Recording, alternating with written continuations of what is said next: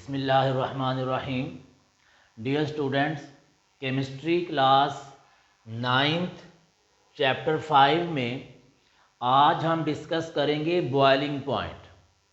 Boiling point क्या है और ये किन किन फैक्टर्स पे डिपेंड करता है। सबसे पहले हम बॉइलिंग पॉइंट को डिफ़ाइन करते हैं कि बॉइलिंग पॉइंट क्या चीज़ है। बॉइलिंग पॉइंट एक ऐसा टेम्परेचर है जिस पे किसी लिक्विड का वेपर प्रेशर और एक्सटर्नल प्रेशर या एटमॉस्फेरिक प्रेशर इक्वल हो जाए। ऐसा टेम्परेचर जिस पे किसी लिक्विड का वेपर प्रेशर और एटमॉस्फेरिक या एक्सटर्नल प्रेशर इक्वल हो जाए, उस वक़्त जो टेम्परेचर होता है वो उस लिक्विड का बॉइलिंग पॉइंट कहलाता है।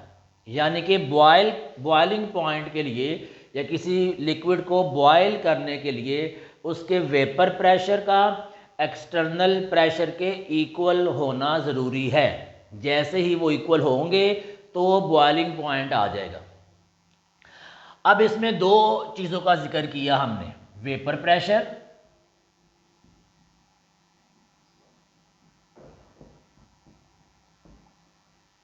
लिक्विड का वेपर प्रेशर और एक्सटर्नल प्रेशर। इन दोनों का आपस में इक्वल होना ज़रूरी है। जब लिक्विड का वेपर प्रेशर और एक्सटर्नल प्रेशर इक्वल हो जाए तो उस वक़्त जो टेम्परेचर होगा वो कहलाएगा बॉइलिंग पॉइंट। अब जब भी हम किसी लिक्विड को हीट करते हैं तो उस लिक्विड को हीट एनर्जी मिलती है। वो एनर्जी उस लिक्विड के मॉलिक्यूल्स में जाती है।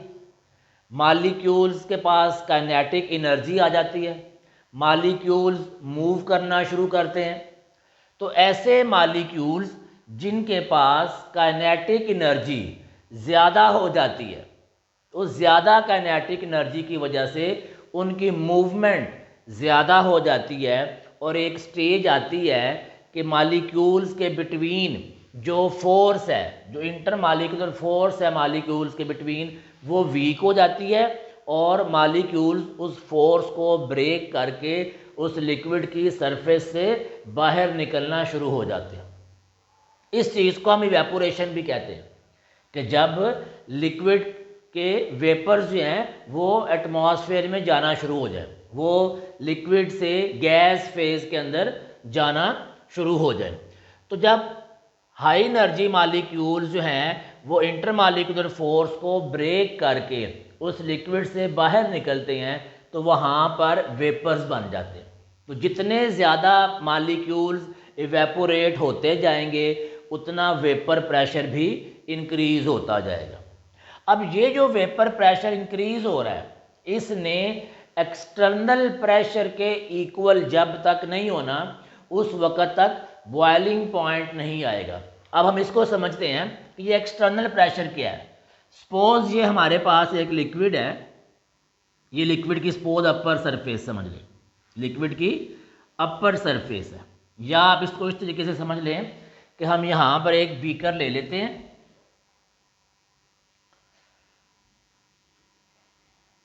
और यहाँ हम इसको हीट दे रहे हैं।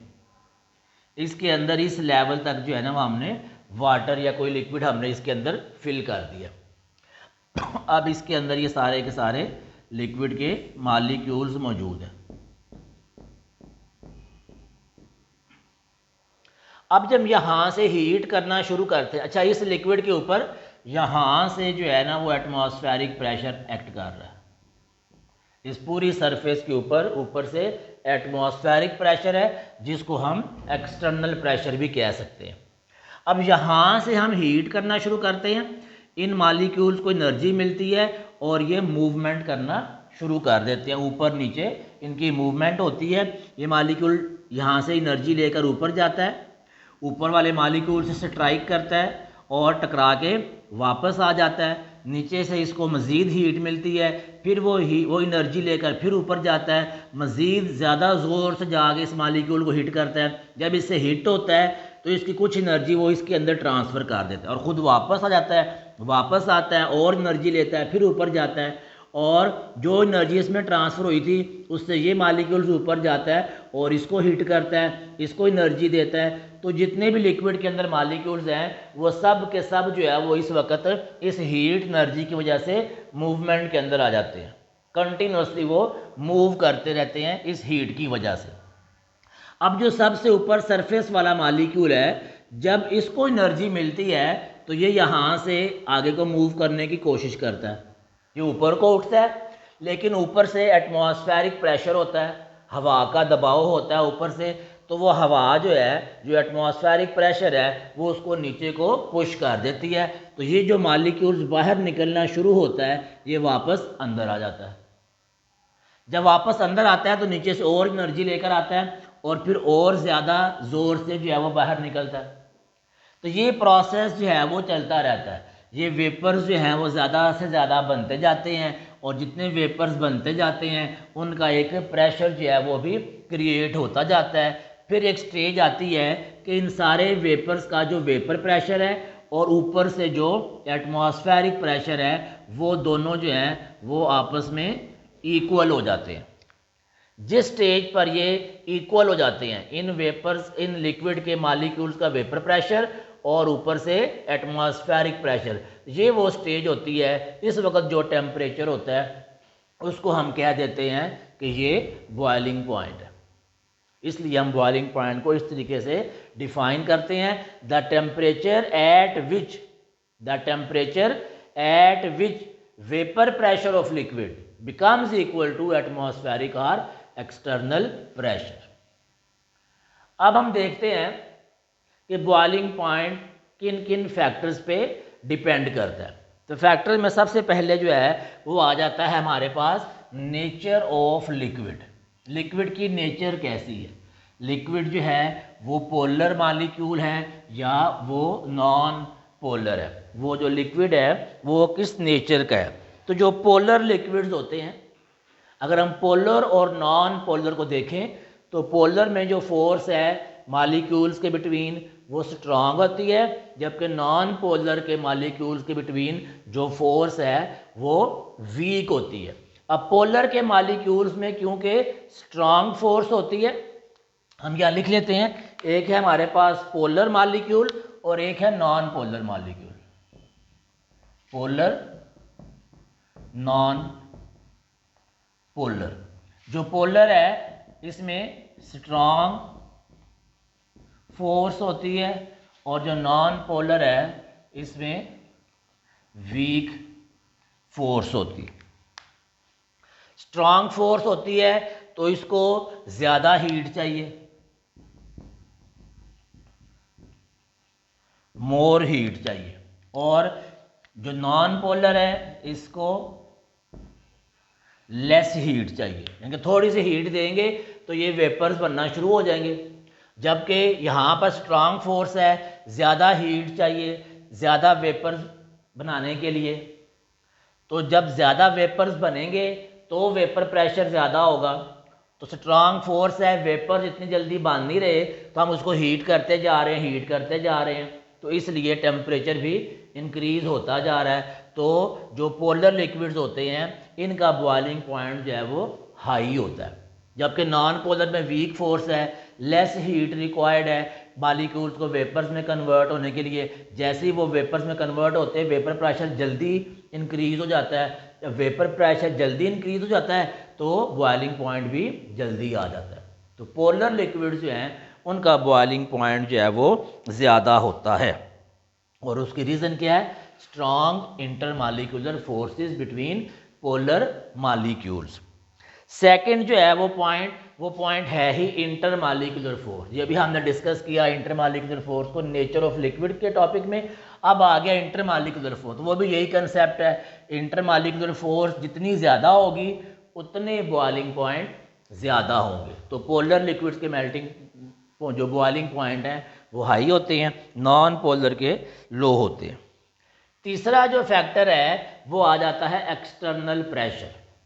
बॉइलिंग पॉइंट एक्सटर्नल प्रेशर पे डिपेंड करता है। इसको हमने अच्छे तरीके से समझ लिया बॉइलिंग पॉइंट को जब हमने डिफाइन किया कि एक्सटर्नल प्रेशर जो ऊपर से मॉलिक्यूल्स को नीचे को पुश कर रहा है, उन दोनों का वेपर प्रेशर का और ऊपर वाले प्रेशर का इक्वल होना ज़रूरी है।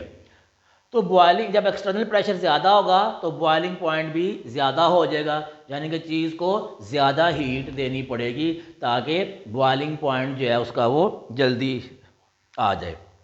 अब जो एक्सटर्नल प्रेशर है इसमें क्या है कि बॉइलिंग पॉइंट जो है वो एक्सटर्नल प्रेशर पे भी डिपेंड कर रहा है और बॉइलिंग पॉइंट को एक्सटर्नल प्रेशर से कंट्रोल किया जा सकता है।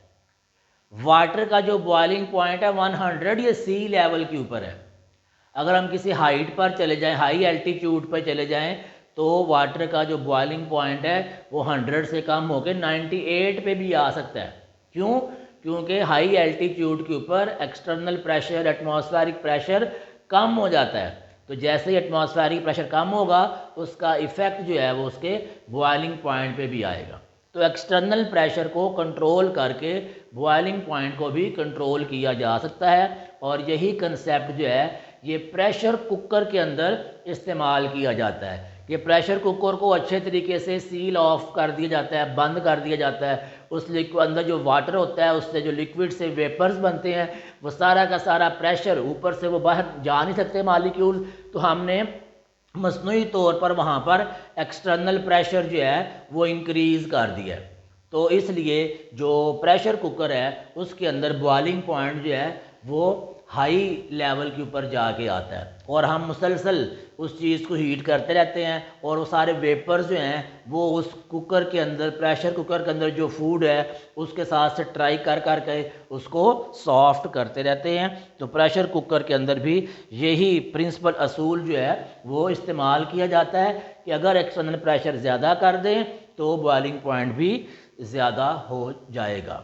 ये था हमारा आज का टॉपिक, बॉइलिंग पॉइंट क्या है और बॉइलिंग पॉइंट किन किन फैक्टर्स पर डिपेंड करता है।